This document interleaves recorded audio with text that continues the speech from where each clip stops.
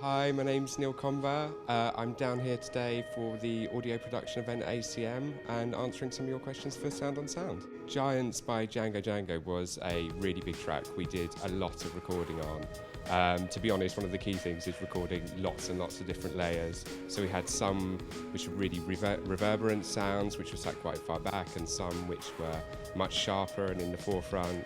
And then I'd say definitely getting everything in time as well, because it's when it's not in time, it just sounds like a big mush. So lots of things all played in time, I think is probably the best thing. So basically, I would say it's quite difficult to avoid. That's a good question. It's quite hard to not have the boxy sound when people aren't on the mic.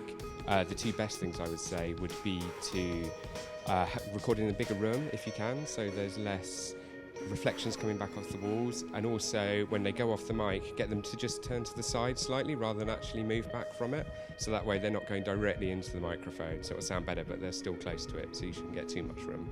So payments for producers is a complicated one these days. Royalties are definitely still valid.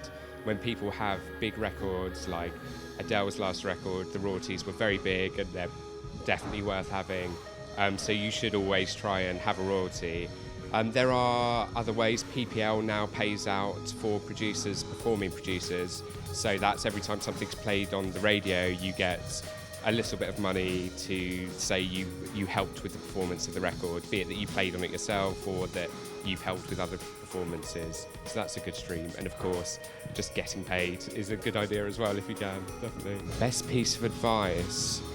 There was one thing a head of a label said to me once, which was be nice to everybody, because the guy making your tea today at some point is probably going to be your boss. And I think that's very true in music, because people's careers change a lot and you never know where everyone's going to be. So that was a good piece of advice.